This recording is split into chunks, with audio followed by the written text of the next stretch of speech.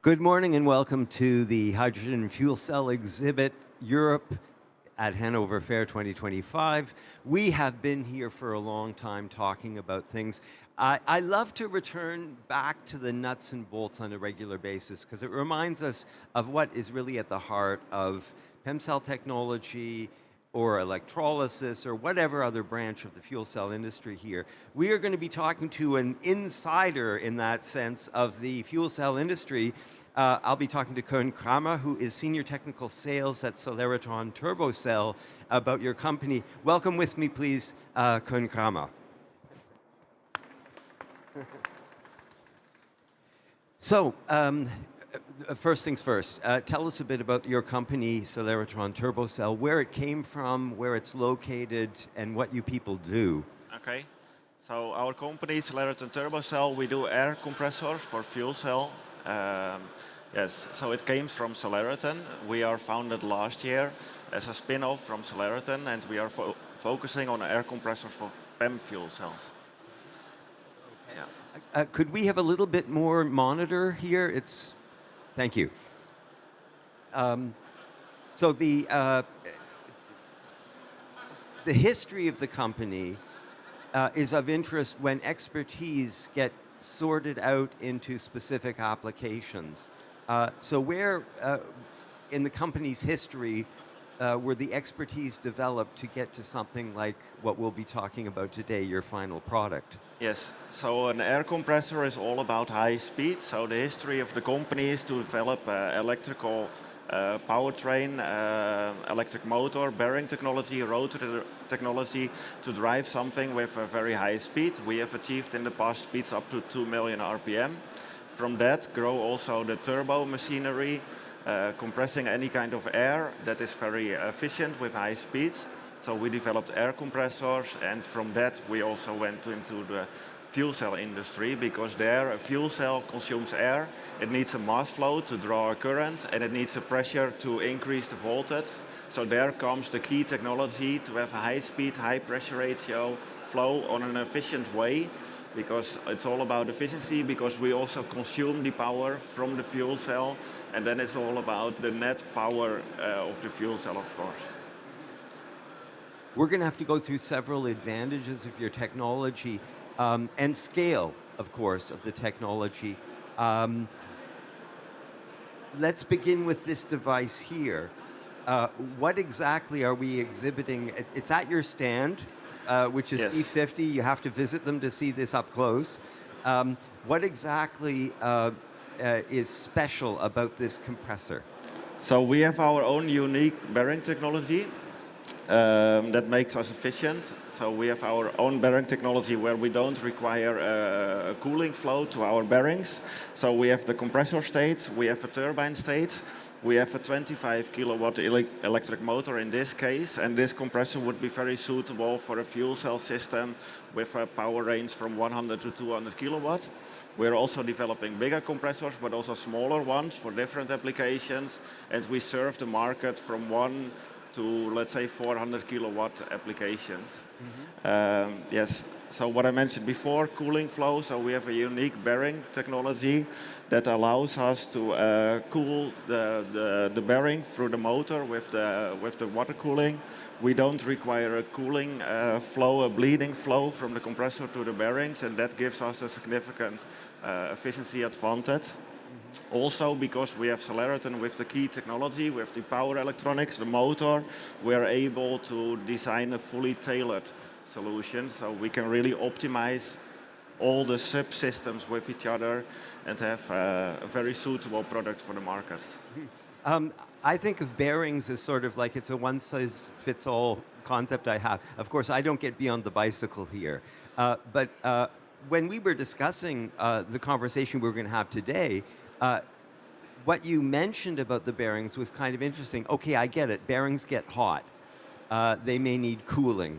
But also the stress points that bearings have to deal with. So is there a huge distinction between the stress bearings are under when it's operating, or is it the start and stop? What exactly is the big factor for which the bearings have to be particularly designed? Yes, so we need to provide clean air to the PEM fuel cell, so we are not allowed to lose any lubrication, no grease, no oil. So Uh-huh. we have air bearings, and the air bearings, it creates the lift by rotation. So low speed is critical. So start and stop is critical, and you have to operate it at a certain idle speed to withstand external vibration, which is important, for example, for on-road applications. We have shocks. We do material handling projects, but we also do automotive projects where with your car you drive on the speed bump and you can imagine there will be a certain shock. If you would do that with a low speed of the compressor, it can be a risk that the shaft will touch down. But also with every stop, the shaft will land and there is a metal-to-metal contact, so the tribology topics are crucial. And that makes the lifetime of the compressor. We have start-stop tests done up to 500,000 start-stops, and this is normally suitable for PEM fuel cell systems. Yeah, 500,000 would be a lot. Uh, Beyond the bearings and the fact that you are recovering energy through operation, the turbo design, the electronics play a role in things like this. So how do you, is this like something you purchase elsewhere, or have you designed your own approach to the electronics Yes, side? so I only brought the compressor here with me. We have our own in-house developed electronics, and they are tailored for the motor. We also need to design different electronics for different markets, because we are in the end connected to the battery voltage. So the battery voltage really defines what will be the current to the motor. We have also inverters with boost technology, so we can boost a low voltage to a higher voltage, so the motor will run at a higher voltage, we will have lower current, the cables will be thinner between the inverter and the motor. So this is all what we could tailor. What we really try to do is to develop a platform that can serve several customer requirements and have a standard. There are automotive standards, for example, that standardize these requirements. So we build a standard, but we will always be able to make an adapted version of it for a different voltage range. Okay. I almost want to sort of, let's put a line in the sand here and jump to another topic. From the audience perspective, if you look around here, you'll see that in the past 25 years I've been here, there's always been what we disrespectfully call niche markets for fuel cells. When I say niche markets, they're doing something. They have revenue, they're operating fuel cells. Maybe it's forklift trucks indoors for logistics. Maybe it's trucks in areas where diesel fuel cannot be used because the emission standards say no. There's a pile of reasons for that. That is, there is an existing market. A lot of the other discourse about hydrogen and fuel cells is all future. And you can invest your money now and see if there's anything left in 5 years, or you can look at the existing business model. And here, the existing business model is exploding, largely because things like the longevity of the PEM cell has increased, cost factors have gone down, the amount of money you have to pour into the capex for precious metals has been reduced. There's a pile of positive things there, but there's a lot of designing and tweaking. They're developing new niche markets. So here's the question I'm formulating. Obviously, all PEM fuel cells need compressors, but the design varies from one guy to another. Everyone is trying to find the optimal unit for a specific application here. Do you work with developers to sit down and figure out what actually they need and what you can provide and what would be the best solution in the design process for fuel cells? Yes, of course. We also support our customers, so we provide them all the technical details of our system, so they will get all the performance data of our compressor. And you can imagine from the compressor to the turbine expander where we do a recuperation, there is also a certain process. So we have to optimize both sides and also the motor for their system integration. So we can provide them our maps of our compressor states, our motor, our inverter, and of our turbine states. And then we can scale it. because in the end, the turbine here, the turbine expander, also should generate the back pressure that our customer needs. So we have to design the right flow capacity for the turbine in order to match their demands.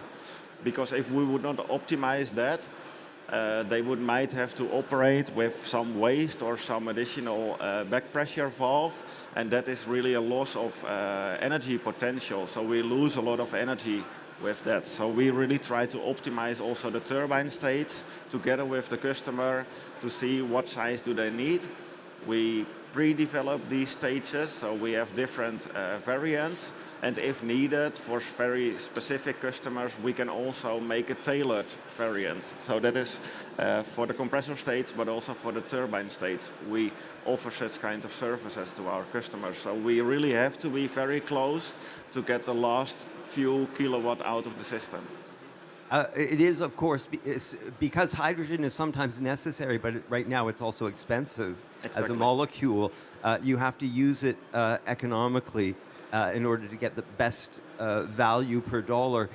Here, for me, it's interesting because, in fact, the efficiency of the compressor, I mean, if you have a unit that produces a quantity of power and you lose a large fraction of that power just to operate the fuel cell, you have an issue here. If you discover, and this is like the turbo design that you are pointing out here, a way of saving some of the energy expended to operate the fuel cell, it's almost like recycling the energy, yes. To use a physical metaphor here. But this also implies influencing the design of the fuel cell, doesn't it? There's a reciprocity there. That is, you optimize the design of the fuel cell to accommodate a more efficient way of the infrastructure surrounding the PEM cell. Yeah. So do you actually talk to the designers and say, it's not a bad idea, but it's not a good idea? Yes. You do. Of course, we have a certain kind of a partnerships with customers that we really try to understand how their system works and try to optimize our system for their needs. And we have to be close with them and understand how their system works. But of course, sometimes they have specific ideas to have a technical advantage to their competition. And of course, we have non-disclosure agreements with them. But we really try to understand with them what they really need and how we can adapt our system to their needs. That's for sure, yeah. How important is this non-disclosure mode of operation? I mean, we all, you can see this at the fair, there are various PEM cell manufacturers, and all of them will have what they consider to be unique intellectual property. And very often the question, what precisely are your catalysts or something like that, they don't like to talk about this publicly. So are they anxious about sharing information, or is there an easy modus of operandi to get them to? I don't think we need to go that deep into the system. We need to understand what the flow conditions are for the cathode side. So we need to know what mass flow they need, at what temperature. The boost temperature helps to have a better humidification process, but we need to know how much flow do they need, how much pressure do they need into the stack, and what is coming out. We produce a lot of water in the stack. This will all come to the turbine recuperator. They will have a water separator between the stack and our turbine. We need to understand this kind of parameters to design and also validate our system to be robust against these requirements. That's what we need to understand. And the real magic, what happens in the stack, is not very crucial for us. We need to know what are the flow conditions and how much water do you generate and how well do you separate the water before it enters to the turbine. We need to understand what do you do in cold conditions, because freezing conditions, ice to the turbine is something we don't really like. So that is what we need to understand. But I would not say for real the core stack technology, we are not completely in that. It's more about operating temperatures. What kind of temperature do we get to the turbine expander? Higher temperatures, more energy. That kind of things we exchange, and not really very deep into the stack. If there's any questions from the audience, of course, you should just wave your hand here. I'm waiting for the the nasty gentleman at the back to wave their hand and say, I've got a question. Uh, if there are no questions, I'm going to continue with the next point here. We often rush by data, and it's important to highlight exactly what we're talking about here. If this system is designed to operate for, let's say, 150 kilowatt, maybe mobile application, um, uh, there are two savings factors that we should go through here and talk about them in terms of percentages or kilowatts. Namely, the first thing is the savings of recouping some of the energy through that turbine process. And the second savings factor, of course, is the bearings. Yes. Okay, so if we describe those, because it's all about, if you're an app person here, you want to know, okay, so this produces 150 kilowatts Net power. of net power, but you have to drop that down to accommodate the, that would be the PEM cell without the infrastructure. And then all of a sudden you discover that the operating costs of this actually reduce that, and it could be so substantial that your investment in hydrogen becomes expensive. Yes. So when we talk about those factors, so the savings from the turbo design on the one hand, and the savings of the bearings on the other, what does that break down to? Yes, so for maybe 150 kilowatt net power, I think your stack will operate between 175 and 180 kilowatt, your stack output power. Mm-hmm. You will have some auxiliary losses like cooling, water pump, and so on. But the biggest auxiliary loss is the compressor itself. So it gains a lot of power on the stack, but it also consumes it at the same time. So you need to do it at an efficient way, otherwise it doesn't make sense. We provide, or it will be more than 30 kilowatt of power is produced at the compressor side. If there would not be a turbine, you need to drive that with an electric motor. Mm-hmm. The turbine will recuperate about maybe 10 kilowatt. Mm-hmm. So there is 20 kilowatt input power into the inverter. So we have already a saving of 10 kilowatt, up to 10 kilowatt at the turbine. And then with our bearing technology, what I mentioned before, many of the compressors are designed with foil bearing technology that needs to be cooled with air. This air is also provided by the compressor, and this is in a range of 5 to 10% flow is bleeded back to the compressor. Mm-hmm. So there you also have about 2 kilowatt where we have a technical advantage with our bearing technology. Mm-hmm. Okay, so this is a substantial savings. Yeah, we are talking about overall 12 kilowatts. Yeah. 12 kilowatts, yeah. That's substantial. It's getting close to 10% of the whole budget. Any takers on questions before I ask another? Okay, the final issue, of course, is applications. And the reason I ask you about applications, I mean, you're basically responsible for the compressors here. But ladies and gentlemen, if you want to talk to someone who knows where the industry is actually manufacturing and marketing things, it's always the people who do the insides who know in advance where the orders are being placed and what sort of applications are being developed here. So on that note, through all the cooperations you have and your knowledge of the industry and where it's going, where are the big applications? Where is the market actually in a phase of growth right now? I think it's growing really for big systems. So Celeriton really started with small compressors for very small fuel cells like 18 years ago. But now we really see a big tendency up to 400 kilowatt systems. And this is for data centers, for marine applications, truck applications. So really where you need a lot of power, large systems, high efficiency. That is really where we see the market moving. At the same time, we still have also solutions for smaller systems, where we also see some developments for drone applications, for small airplanes. We see the market going there. And this is where we see the main development, I would say. Okay, wonderful. This conversation should be continued. I encourage you to visit Celeriton Turbo Cell at their booth. It's D50 in that direction. And talk to Koen Kramer, who's Senior Technical Sales at Celeriton Turbo Cell. It's been a pleasure having you here. Hope to see you back next year. Thank you very much. I will be there. Thank you. And thank you.